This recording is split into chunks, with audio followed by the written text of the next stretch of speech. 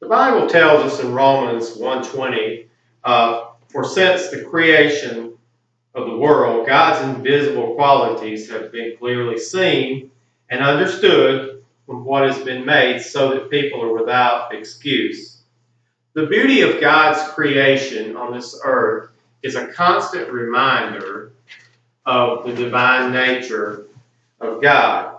Every one of us has been presented with a wonderful opportunity to work and experience God's creation. Hi, I'm Ken Moore.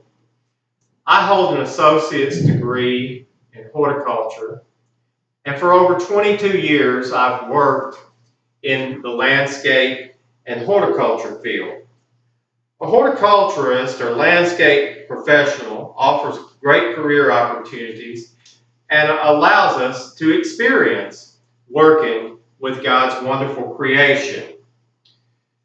However, there are several skills and licenses needed in order to be a true professional horticulturist or landscaper. The benefits of the landscaping field, as previously mentioned, whether you're working in lawn mowing or you're working in design with a variety of plants and other things, in greenhouse work or hard surfacing or anything that pertains to the horticulture field, there's a lot of opportunities out there available. The money and benefits to working in the landscape and horticulture field are not bad either.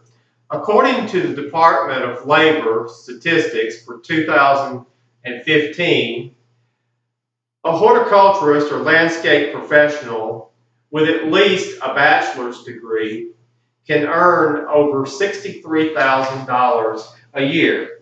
That's not bad money. Secondly, as stated earlier, the appropriate license for the landscape and horticulture field is determined by the state. In the state of Alabama, there's a few licenses that are required. If you're going to set plants and just be a landscaper, a plant setter's license is required. If you're going to operate a nursery, then only a nurseryman's license is required. If you're going to work with chemicals and pesticides, then a pesticide's license is required. And if you're going to design landscapes and sell landscape plans, then a landscape designer's license is required. And all of these licenses require a written test. And that's besides if you decide to be a contractor, then there's other local licenses that may be involved. As I said, and lastly, there are several skills needed to become a competent professional landscaper. Good landscaping practice. Well, good landscaping practices is knowing what plants goes where. I was taught in horticulture school that a weed is any plant that's out of place. And let me further say that landscaping was intended to complement a structure or an area. Landscaping is not intended to compete with or camouflage or overcrowd a structure or an area. And knowing plant growth size, plant texture, exposure requirements, zoning requirements, and pest problems is essential to being a professional landscaper and horticulturist.